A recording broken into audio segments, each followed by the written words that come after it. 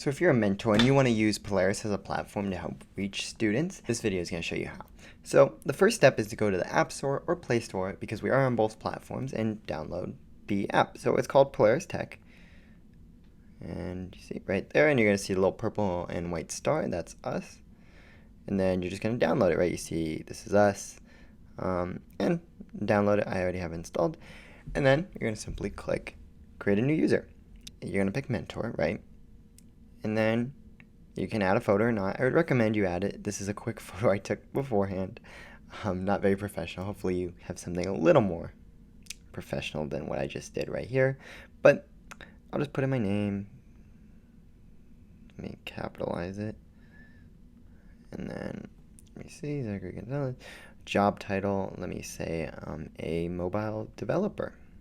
So students can know that, hey, if I'm looking for a mobile developer, this is who I go to, right?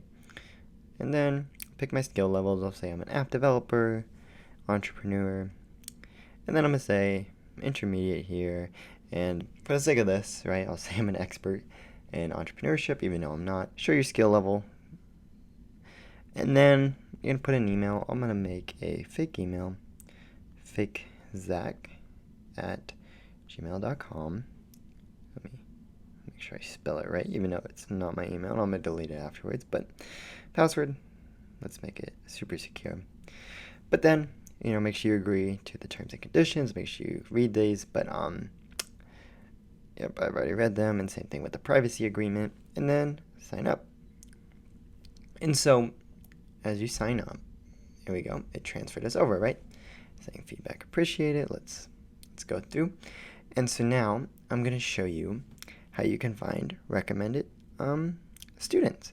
So you can see right under here, we can see all these students who are looking for someone to mentor them, right? And so it connects them based off interest, right? You see this guy, Matt P. He's a web developer. He's looking for someone to mentor him, right? And then you can see computer engineer, right? He's a student looking graphic designer, right? And you just click on their profiles and see exactly what they're doing. And it will recommend you based off the interests you put in. So Aaron, right? He loves photoshopping, all this, right? And if I wanted to connect with the student, right, I could just follow them, and then I could message them, reach out and contact them and help them. And so then the next tab would be the questions tab, right? So I can see students can ask questions, and I can search, and I can go to this guy. How do I get an internship as a web developer, right? And then I can comment, and I can tell them, hey man, this is what you can do, right? And you could publish it. And these are all public forms, just to help other students who may have a similar question along the road. And so the next thing is going to be how to upload videos, right? Because a big portion of how the students are learning on this platform is, they learn through video content. So if you have short internal videos, that would help them just so they can gain knowledge through content, right? And so there's two types of content. There's a longer form video, which is like this, right? And this guy, he has how to sell water, right?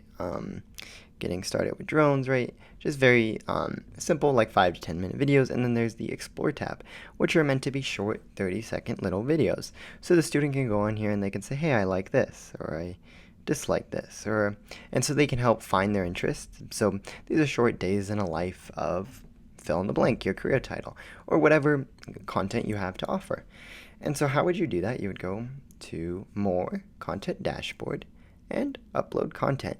And you can embed a YouTube video if you already have internal content or whatever already out there in the world. We made it easy. You could just put in the YouTube URL and we'll embed it, or you can upload the file itself. So here I recorded this little 5-second video earlier. Let me just put this in. Go continue. And since it's below a minute, it did, the pop-up did say, hey, this is an Explore screen video. So I can add a title. I'll just say tutorial, because I'm going to delete this right after. And then, tutorial, sorry. And then I could say, description, obviously you want to be a little more specific, right? And then I could add it to an existing course. If I have a playlist of videos, I can do that through here. Right now I have no courses, so nothing pops up. Then I would upload a little thumbnail. Let me just make it my face. Add a tag, right? You would want to help block it. So I would say entrepreneurship, sure. But see, and then we could just simply publish it. And it would just take a short, depending on the length of the video, take a short minute or two. If you tag it in entrepreneurship, it will reach the students who are interested in entrepreneurship. So it will connect the people to the right content, right? So you see a little video, and you can see it's loading because they just uploaded it. But we can see it's right here, right? And so if we go to videos and we search up, we could use a little search. Let's go tutorial. Let's see. There we go. It pops up right here, right? And we tagged in entrepreneurship, so it'd be right under entrepreneurship. So everyone who said they're interested, right, they would see it under that category. And so also as these students learn and they grow and they gain points through these interactions. So every time they comment, every time they ask a question, every time they engage with you as a mentor, they get points. And so they try to compete on the leaderboard to be the best student. But also the mentors are competing because they get points every time they engage with the student. So, it's to your advantage that you try to interact and help the community and engage with the mentees who need help, right? And so also on your profile, here's my profile, and I can see these reviews, right? People can review you and give you 5 stars if they think you're good, right? So you want to be the best mentor you can be, right? And that's how we filter out the good versus the bad mentors. Also, you can see we have a projects tab, right? So as a mentor, if you're looking for interns or entry-level people, you can hire these mentees on this platform, and you can use their profile as a resume. So under their profile, you just click more, mentor overview, and I can see, hey, this is how many questions they've answered, the replies. This is a mentor, so for a student, it would look a little different, right? Different metrics are taken, but you can see how good or how active that student is. And so you can determine if you want to hire them, or if they're really engaged or they're just kind of there. And so we go to projects, right? You add a project, add a title, brief description, about, add tags, and you would create positions, right? What's the position name, description, amount you're looking for. So let's just look at one that's already made, and we could see this is what we're looking for about the company. You can see who's running it. Polaris admin's running it, right? And then we can see they have an opening for mentor, right? And so you could write a little description. And then once they apply, right, you could then look on your end to see under your projects, right? We don't currently have any, but under your projects, then you could see what they're doing, see all their profiles, and see all their stats to determine if they're a good fit or not.